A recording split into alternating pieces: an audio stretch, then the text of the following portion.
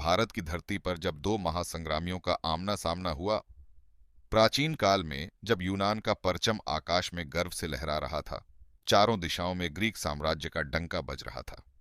छोटे बड़े राज्य यूनान का नाम सुनते ही थर्राने लगते थे। ऐसे ही समय में जन्म हुआ एक ऐसे बालक का जिसने बचपन से ही दुनिया जीतने का स्वप्न देखा। उसका नाम था सिकंदर, जिसे दुनिया आज अलेक्जेंडर द ग्रेट के नाम से जानती है।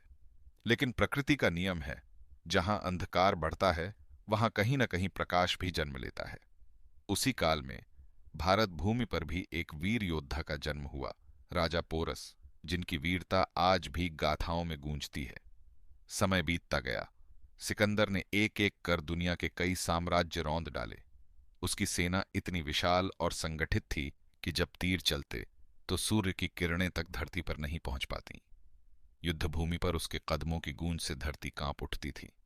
समर्पण करना या मारा जाना, यही विकल्प थे उसके सामने आने वालों के पास। दुनिया के अधिकांश हिस्से को रौंदने के बाद अब सिकंदर की नजर भारत पर थी, एक ऐसा क्षेत्र जो छोटे छोटे राज्यों में विभाजित था।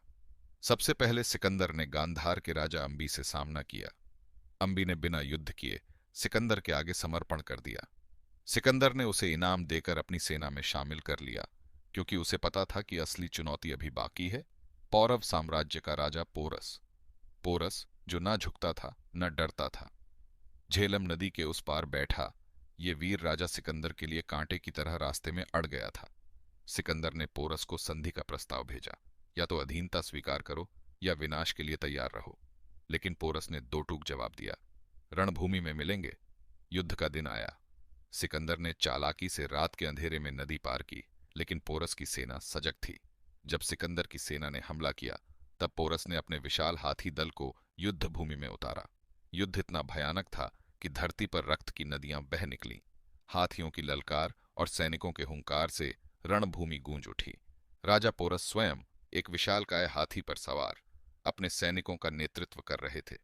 उनके सामने सिकंदर भी घबराने लगा। युद्ध के दौरान पोरस के भाई अमर सिंह ने सिकंदर को घोड़े से गिरा दिया।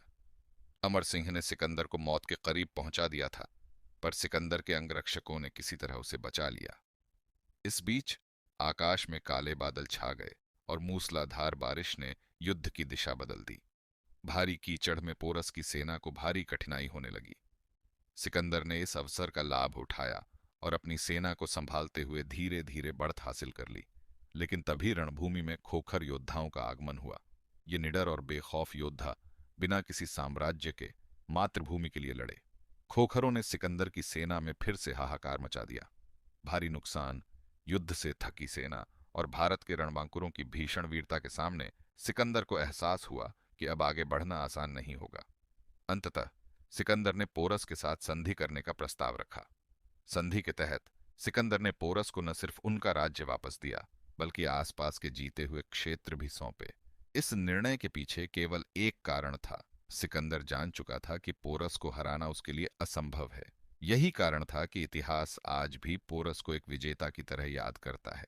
सिकंदर भले ही लौट गया, लेकिन पोरस का नाम भारत भूमि पर अमर हो गया, एक ऐसे योद्धा के रूप में जिसने विश्व विजेता को भी घुटनों पर ला दिया।